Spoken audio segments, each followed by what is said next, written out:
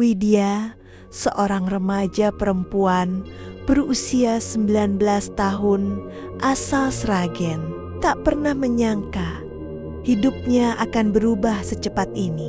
Setelah lulus sekolah dan mendapat tawaran kerja sebagai admin KAF di Bandung, ia memutuskan untuk merantau. Orang tuanya sempat berat melepas, tapi Widya meyakinkan bahwa semua akan baik-baik saja. Ia berangkat malam itu dengan bus antar kota, membawa koper kecil dan tas ransel berisi pakaian, serta beberapa bekal dari ibunya. Perjalanan panjang membuatnya sesekali tertidur sambil menatap jendela bus yang memantulkan cahaya lampu jalan. Di luar sana gelap dan sepi. Sesekali hanya terlihat truk besar melintas dan papan petunjuk arah yang semakin mendekatkan ke tujuan. Pagi menjelang, saat bus memasuki kota Bandung, udara dingin menusuk tapi menyegarkan. Widya turun di terminal, menarik napas panjang, lalu mencari ojek online menuju kos yang sudah ia pesan lewat aplikasi. Beberapa hari sebelumnya, tempatnya tidak terlalu jauh dari KAF, tempat ia akan bekerja, tapi agak masuk ke dalam gang kecil. Saat tiba, ia disambut oleh seorang ibu kos berusia sekitar 50-an tahun. Berwajah ramah, namun suaranya agak pelan dan berat. "Kamar nomor 3 ya nak," katanya sambil menyerahkan kunci. Widya hanya mengangguk, tersenyum sopan. Ia tak berpikir macam-macam. Gudang kosong mungkin hanya tempat penyimpanan barang tak terpakai. Tapi ketika melewati lorong menuju kamarnya, hawa di sana terasa aneh, seperti terlalu dingin. Padahal matahari sudah mulai naik. Kamar nomor 3 itu kecil tapi bersih.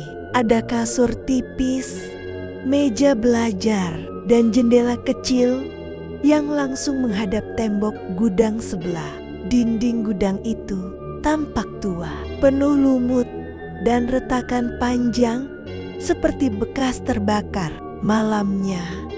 Setelah membereskan barang dan makan seadanya, Widya mencoba tidur lebih awal.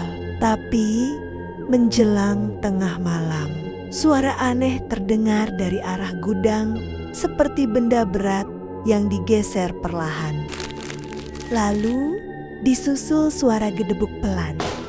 Widya menegakkan badan, menatap ke arah jendela yang kini tertutup tirai tipis. Mungkin tikus, gumamnya mencoba menenangkan diri. Namun suara itu terus berulang. Kadang terdengar seperti seseorang berjalan, kadang seperti ada yang memukul-mukul kayu pelan. Ia memberanikan diri membuka sedikit. Tirai gelap, hanya bayangan samar dari cahaya lampu jalan yang temaram. Tapi di sela-sela papan gudang yang retak, seolah ada sesuatu yang bergerak. Pagi harinya, Widya menceritakan hal itu kepada ibu kos. Mungkin cuma kucing.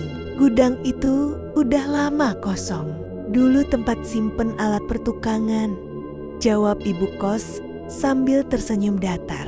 Tapi dulu pemiliknya meninggal mendadak di sana, tambahnya setengah berbisik. Ucapan itu membuat Widya diam sejenak. Ada rasa tak nyaman yang mulai tumbuh. Malam berikutnya, suara itu kembali, tapi kali ini berbeda.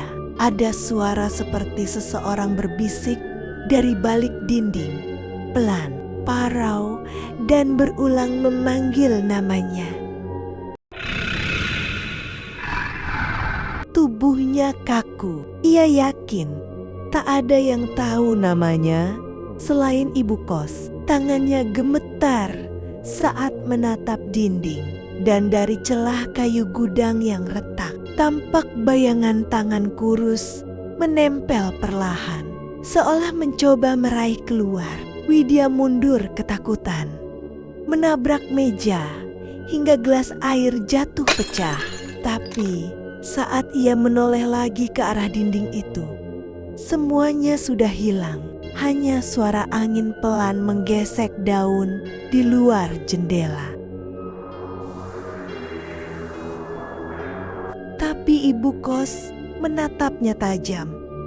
Matanya merah dan suaranya kali ini berat. Tidak perlu pindah, Nak. Di sini kamu sudah ditunggu. Dan saat itu dari arah gudang tua terdengar lagi suara. Namun kali ini lebih dekat. Widya ketakutan dan akhirnya tertidur. Pagi harinya, Widya bangun agak siang setelah semalaman tak tidur nyenyak karena suara aneh dari gudang. Ia berusaha menenangkan diri dengan berpikir logis.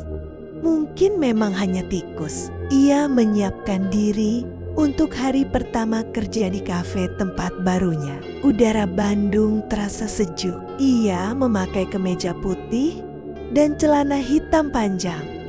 Rambutnya dikunci rapi. Widya menaiki ojek menuju kafe yang terletak di daerah Dago Atas. Setelah menempuh perjalanan sekitar 20 menit, ia tiba di sebuah kafe bergaya industrial dengan dinding bata merah dan jendela besar. Aroma kopi langsung menyambutnya hangat. Di dalam, beberapa karyawan sudah berkumpul. Salah satunya perempuan berambut pendek bernama Nadia yang ternyata menjadi teman kerja satu tim dengannya. "Hai, kamu Widya ya?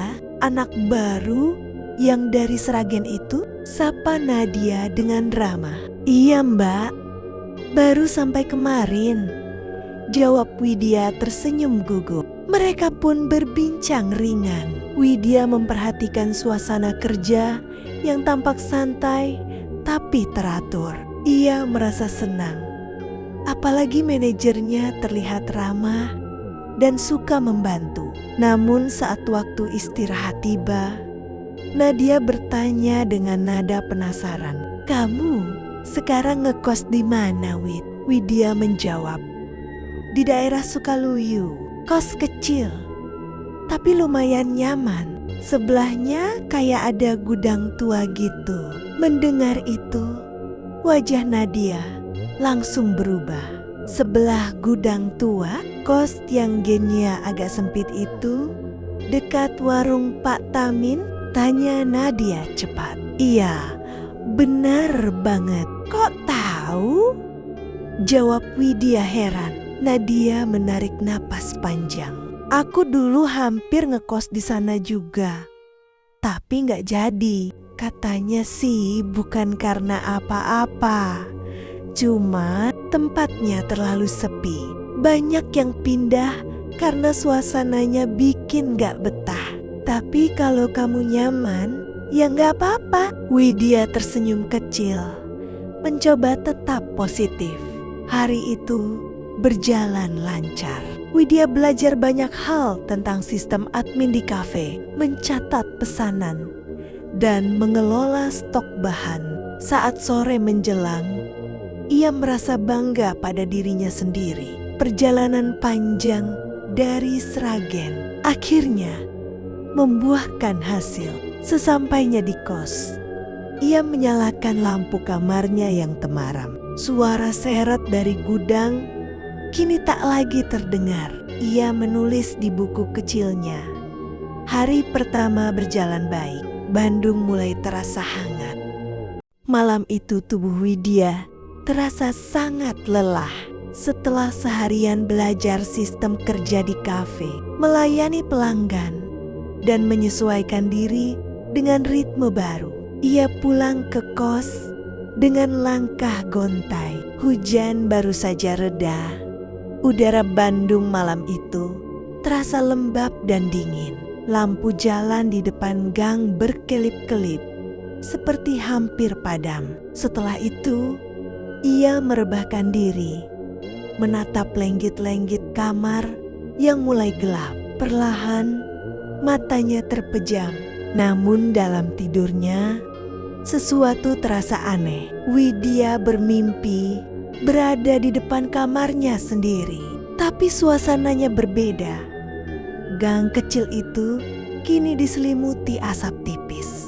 Dari arah gudang tua di sebelah, terlihat cahaya merah menyala seperti api. Ia mendekat perlahan, tapi semakin dekat, hawa panas terasa menusuk kulit. Dari balik pintu gudang yang setengah terbuka, muncul sosok ibu kos. Wajahnya sama, tapi matanya merah menyala seperti bara. Tangannya memegang sesuatu, tampak seperti pakaian atau kain yang kemudian dilemparkannya ke api di tengah gudang. "Kau harus tetap di sini, Widya." Suara ibu kos bergema serak, seperti berasal dari dalam kepalanya sendiri. Widya mencoba berteriak, tapi suaranya tak keluar. Ia mundur, tubuhnya terasa berat, seolah tanah di bawahnya menelan perlahan. Api di gudang makin besar, dan dari dalamnya muncul suara seperti seseorang menangis, panjang dan menyayat. Jangan biarkan dia pergi." Widya menutup telinga, tapi suara itu makin keras. Dalam mimpi itu, ia melihat dirinya sendiri berdiri di depan gudang dengan mata kosong menatap api. Tiba-tiba semuanya lenyap, gelap total. Hanya terdengar napasnya sendiri yang berat dan cepat. Lalu sesuatu membisik pelan dari arah belakang. "Widya, bangunlah." Ia menoleh cepat dan langsung terbangun di dunia nyata. Nafasnya tersengal, keringat dingin membasahi pelipis. Lampu kamar masih menyala redup. Jam di dinding menunjukkan jam 2:47 dini hari. Tidak ada api, tidak ada suara, hanya keheningan yang menekan dada. Widya menatap sekeliling kamar, memastikan semuanya nyata. Di luar, angin bertiup pelan, membawa aroma tanah basah.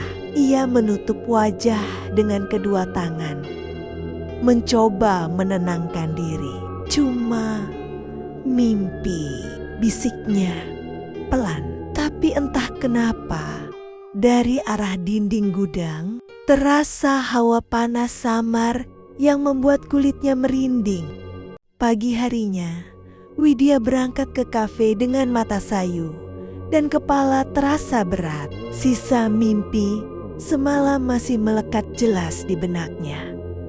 Mata merah ibu kos, gudang terbakar, dan suara tangisan yang entah milik siapa. Ia mencoba menepis pikiran itu sepanjang perjalanan, tapi bayangan api dan bisikan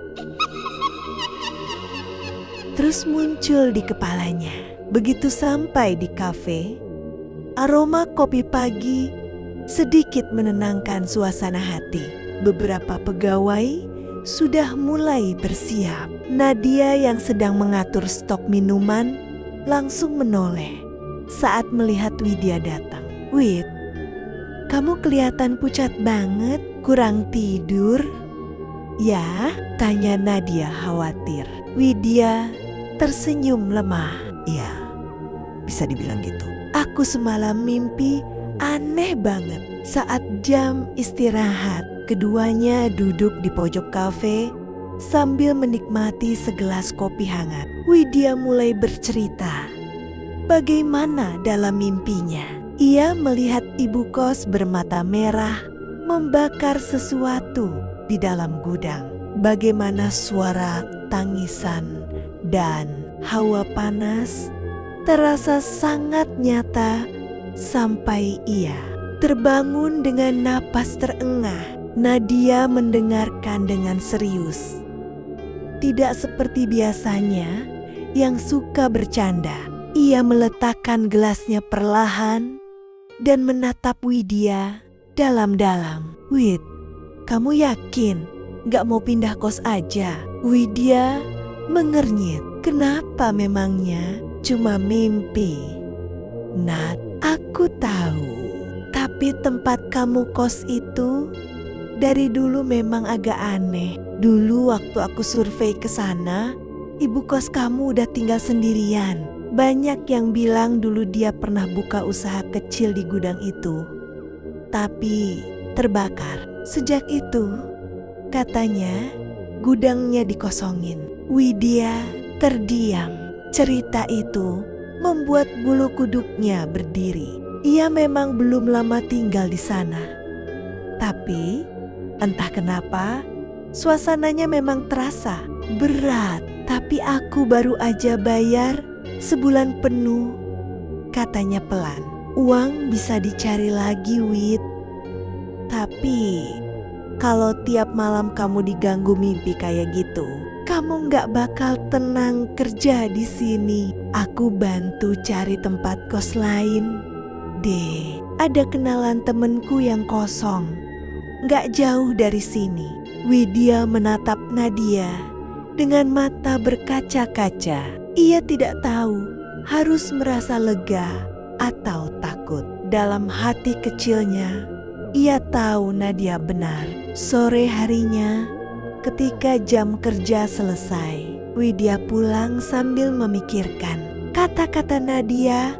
Gang kecil tempat kosnya terasa lebih sepi dari biasanya. Hanya suara langkahnya dan tiupan angin dari celah atap gudang yang berdecit pelan. Sesampainya di depan pintu kamar, Widya berhenti sejenak. Ia menatap ke arah dinding gudang yang remang dan teringat api dalam mimpinya semalam.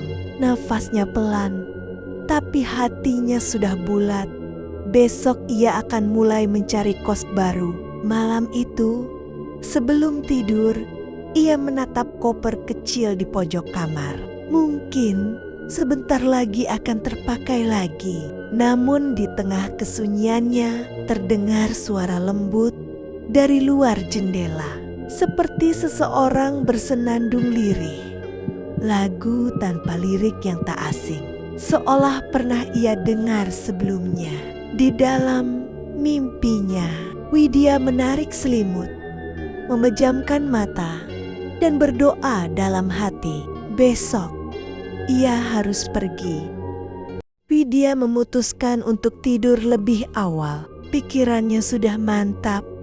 Besok pagi ia akan mencari kos baru bersama Nadia. Ia sudah menyiapkan koper kecil di dekat pintu dan pakaian kerja yang akan dikenakan pagi nanti. Namun, entah kenapa, malam terasa jauh lebih sunyi dari biasanya. Suara jangkrik pun seakan menghilang. Hanya angin yang berdesir pelan melewati sela-sela papan gudang di sebelah kamarnya, menimbulkan bunyi yang memecah kesunyian. Ia menarik selimut hingga ke leher, mencoba memejamkan mata. Tapi belum lama kemudian, suara langkah pelan terdengar dari depan kamarnya. Seolah ada seseorang berjalan tanpa alas kaki di lorong. Pintu kamarnya tiba-tiba bergetar pelan. Widya menahan napas. Bu Kos," panggilnya dengan suara kecil. Tidak ada jawaban, tapi kemudian terdengar suara pelan dari balik pintu. Suara serak dan lambat. "Kamu belum tidur, Nak?" Widya langsung merinding. Ia tak berani menjawab. Pintu itu bergetar lagi. Lalu terbuka sedikit. Dari celahnya terlihat wajah ibu kos atau sesuatu yang menyerupainya. Matanya merah menyala. Kulit wajahnya pucat abu-abu dan bibirnya tersenyum aneh. "Kau mau pindah, ya?" bisiknya parau. "Tidak boleh, Widya." Widya menjerit pelan dan mundur ke pojok kamar. Ia menutup mulutnya dengan tangan. Tubuhnya gemetar hebat. Tapi sebelum ia sempat berbuat apapun, dari arah jendela terdengar bunyi keras seperti sesuatu menghantam kaca. Jendela bergetar dan di luar sana tampak sosok hitam besar berdiri di antara bayangan gudang. Bentuknya seperti manusia, tapi terlalu tinggi dan kurus. Dengan tangan panjang menjulur menyentuh kaca. Nafasnya berat, terdengar sampai ke dalam kamar. Widya berusaha berteriak, tapi tak ada suara keluar. Pandangannya kabur. Dan seketika semuanya gelap. Ia pingsan. Ketika Widya terbangun, sinar matahari sudah menembus tirai. Kepalanya terasa berat dan tubuhnya lemas. Ia menatap jam dinding. Jam 9:25 pagi. Ia terlonjak panik. "Astaga, aku telat kerja." Ia segera bangkit. Tapi kakinya masih gemetar. Pakaian kerja yang semalam sudah disiapkan, kini berserakan di lantai. Ia mengambil ponsel dan dengan tangan gemetar menekan nomor Nadia. "Nat, tolong, aku nggak bisa ke kafe. Semalam aku ada yang ganggu di kos," katanya dengan suara terbata. Nadia yang sedang di rumah langsung menenangkan. "Tenang, Wid, hari ini aku libur. Aku kesana sekarang. Ya, jangan keluar dulu."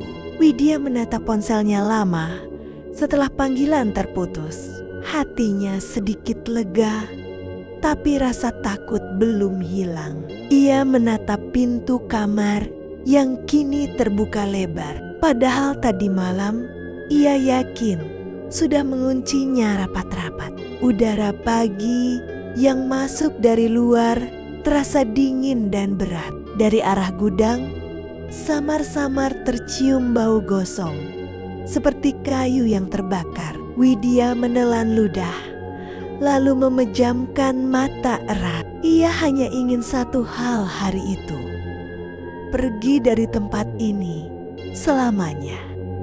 Sekitar 30 menit setelah Widya menelpon, suara motor berhenti di depan gang kecil tempat kos itu berdiri. Dari balik pintu, Widya mendengar suara langkah cepat. Dan saat pintu diketuk, ia langsung tahu itu Nadia. "Wid, ini aku, Nadia." Widya segera membuka pintu. Begitu melihat wajah sahabatnya, air matanya menetes. Tanpa banyak bicara, ia langsung memeluk Nadia erat. Tubuhnya masih gemetar, kulitnya pucat, dan matanya terlihat sembab karena ketakutan. "Aku nggak tahan di sini, Nat. Semalam itu aku lihat dia, ibu kos, matanya merah. Terus ada sosok di luar jendela." Suaranya bergetar. Nadia menepuk punggung Widya pelan, berusaha menenangkannya. Udah, yang penting kamu aman dulu. Ambil barang-barangmu. Kita pergi dari sini sekarang." Dengan tangan gemetar, Widya segera memasukkan pakaian dan barang-barang Nia ke dalam koper. Sementara itu, Nadia memperhatikan sekeliling kamar dan lorong sempit di luar. Dindingnya kusam dan dari arah gudang tercium bau menyengat seperti kayu terbakar bercampur minyak, tanah. "Wit, bau apa ini?" tanya Nadia pelan. Widya hanya menggeleng, enggan menjawab. Ia ingin segera pergi. Begitu semua barang terkumpul, mereka keluar dari kamar. Tapi ketika melewati depan gudang, Nadia berhenti. Pintu gudang yang biasanya tertutup kini terbuka sedikit. Dari celahnya terlihat lantai penuh bekas arang dan simbol-simbol aneh yang tergurat di kayu. Astaga! Nadia menutup mulutnya. Ini kayak simbol pemujaan. Widya menatap ke arah simbol itu dan seketika tubuhnya terasa dingin. Dalam sekejap, potongan-potongan mimpinya semalam terlintas kembali. Api, ibu kos bermata merah, dan suara seseorang menangis. Semua mulai masuk akal. Jadi, semua itu bukan cuma mimpi, gumamnya lirih. Nadia menarik tangannya cepat. "Nggak usah lihat lagi. Ayo Wid, kita keluar dari sini sekarang." Mereka berdua segera meninggalkan tempat itu. Ibu kos tidak terlihat dimanapun, hanya keheningan yang terasa menekan dari dalam gudang. Saat mereka keluar ke jalan besar, udara terasa berbeda, lebih ringan, seolah sesuatu yang menahan mereka akhirnya hilang. Mereka akhirnya tiba di kos baru milik teman Nadia yang letaknya tak jauh dari kafe. Tempatnya bersih, ramai, dan terasa aman. Pemiliknya ramah, dan tak ada gudang atau gang sempit di sekitar. Malamnya, setelah semua barang beres, Widya duduk di tepi kasur dan menatap keluar jendela.